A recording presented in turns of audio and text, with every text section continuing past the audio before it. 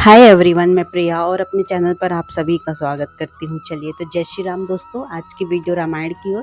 तो देखिए, आज हम इस वीडियो में जानेंगे कि भगवान राम को किसने और क्यों श्राप दिया था। देखिए, वैसे तो हमारे भगवान श्री राम मर्यादा पुरुषोत्तम था, लेकिन ऐसा उनको किसने और ऐसा कौन सा श्राप मिल गया था। आखिर उन्होंने ऐसा उनसे ऐसी कौन सी गलती हो गई थी। तो देखिए, भगवान राम तो मर्यादा पुरुषोत्तम श्री राम थे, फिर उनसे ऐसी कौन सी गलती हो सकती है जिसके कारण उन्हें इतने श्राप मिल गए। यह तो आप जानती हैं कि भगवान राम का वनवास उनके पिता दशरथ का अपनी रानी कैकेयी को दिए वरदान का परिणाम था। उनके पिता राजा दशरथ को एक श्राप मिला था, जिसके कारण उनका निधन पुत्र वियोग में हुआ। अगर आपने रामायण देखी होगी तो आप उससे भली भांति परिचित होंगे। कहते हैं कि भगवान राम को श्राप मिलने के बारे में कम ही जिक्र मिलता है, लेकिन ऐसा हुआ और जब यह श्राप फलीभूत हुआ तो युग परिवर्तन का कारण भी बना। चलिए जानते हैं कि भगवान राम को ऐसे किसने कौन से श्राप दिए थे। सबसे पहला, भगवान राम को यह श्राप उनके वनवास के दौरान मिला। कब? कहते हैं कि वह श्राप जब किष्किंधा का कांड हुआ था, उसके दौरान। यह रामायण का वह हिस्सा है जिसमें भगवान राम की अपने परम भक्त हनुमान से भेंट होती है। इसी दौरान उन्हें सुग्रीव मिलते हैं और बड़े भाई बाली के अत्याचारों के बारे में जानकारी मिलती है। दोस्तों, बात उस समय की है जब मर्यादा पुरुषोत्तम श्री राम ने छिपकर बाली पर तीर चलाया था। मृत्यु शैया पर बाली तड़प रहा था और भगवान राम से उस पर छिपकर वार करने के कारण, उसे छिप के वार करने का कारण पूछ रहा था। साथ ही बाली यह तर्क भी दे रहा था कि जो मर्यादा पुरुषोत्तम ने युद्ध की मर्यादा तोड़ी और उसे छल से मारा गया। तब भगवान राम ने बाली से कहा कि यह प्रदेश अयोध्या राज्य के अंतर्गत आता है और यहाँ अन्याय करने वालों को दंड देने का अधिकार राजा को है। उन्होंने स्वयं को अयोध्या के राजा भरत का भाई बताते हुए बाली पर इस तरह का वार करने का सही बताया। बाली तो मान गए और मृत्यु को भी प्राप्त हो गए, लेकिन जो बाली की पत्नी थी तारा, उसे यह दुख मानो तो सहन ही नहीं हो पाया। तारा ने भगवान श्री राम को श्राप दिया कि एक दिन उनकी मृत्यु भी ऐसे ही होगी कि जब कोई व्यक्ति छिपकर तीर चलाएगा तो उस पीड़ा में उनकी मृत्यु हो जाएगी।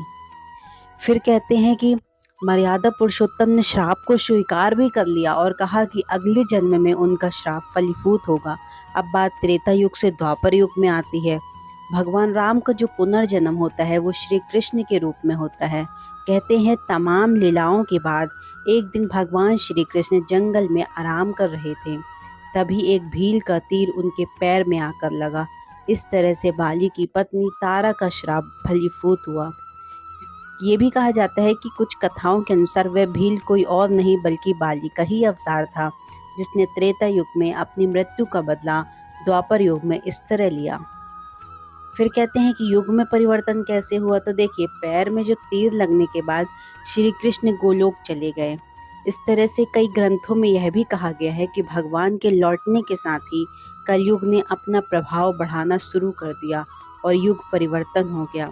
इस तरह से रानी तारा के श्राप से फलीभूत होते ही युग परिवर्तन की नींव पड़ गई।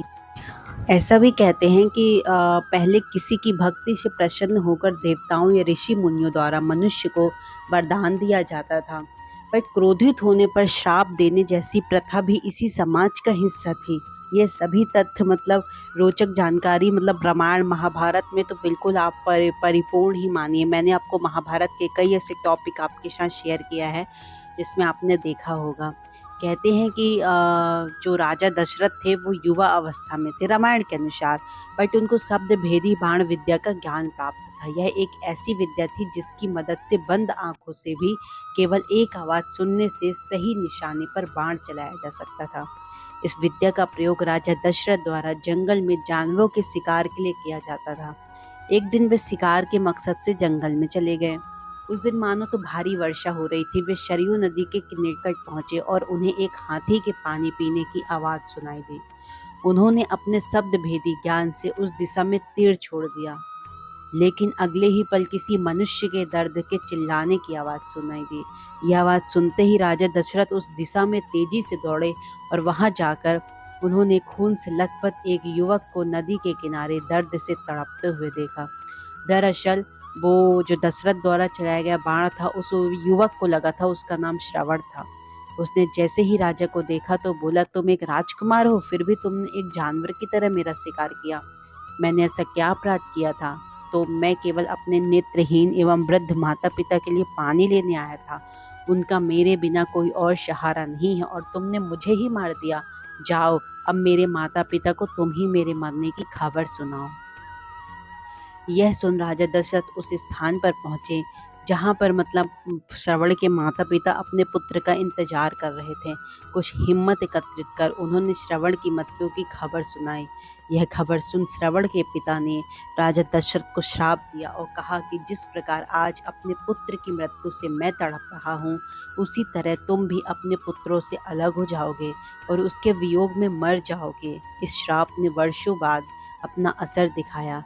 जब श्री राम अपने अनुज लक्ष्मण के साथ वनवास चले गए तो उनके पीछे से राजा दशरथ का राम से बिछड़ने के कारण स्वर्गवास हो गया। ऐसा भी कहते हैं कि जो हमारे मर्यादा पुरुषोत्तम भगवान श्री राम थे, वो भगवान विष्णु का 7वां अवतार थे। उन्होंने एक अप्सरा द्वारा भी श्राप दिया गया था। कहते हैं वह अप्सरा बाली वानर की ही पत्नी थी। यह तब की बात है जब सुग्रीव वानर, जो राम के प्रिय मित्र थे, उन्होंने भगवान राम से मदद मांगी। लेकिन सुग्रीव और बाली के बीच युद्ध हुआ, लेकिन भगवान राम के द्वारा बाली की मृत्यु हो गई, जैसा कि मैंने जस्ट अभी आपको बताया। फिर ऐसा भी कहते हैं कि जो श्री राम के परम भक्त हनुमान थे, जब वे बाल अवस्था में थे तो माना जाता है कि हनुमान बचपन में काफ़ी शरारती स्वभाव के थे। हद से ज़्यादा उछल कूद और नासमझी में तपस्या में लीन साधुओं को परेशान करना उनका शौक था। लेकिन यह शौक उन्हें काफ़ी महंगा पड़ा। एक दिन उससे एक साधु का क्रोध उमड़ गया और उन्हें श्राप मिला। श्राप के अनुसार भगवान हनुमान अपनी उड़ सकने की शक्तियों को भूल जाएंगे और यह शक्तियाँ तभी वापस लौटेंगी जब कोई इन शक्तियों की याद उन्हें कराएगा। इसलिए भगवान उड़ना भूल गए थे। लेकिन जब माता सीता को लंका से ढूंढ कर लाना था, तब जामवंत द्वारा हनुमान को उनकी दैविक शक्तियों का आभास कराया गया था। इन शक्तियों द्वारा भगवान हनुमान का आकाश को छूने लगा। तब वे उड़कर लंका की ओर रवाना हो गए। लेकिन भगवान हनुमान ही नहीं, अपितु उनकी माता को भी श्राप भोगना पड़ा था। कहते हैं कि अंजना, जो कि हनुमान जी की माता थी, वह एक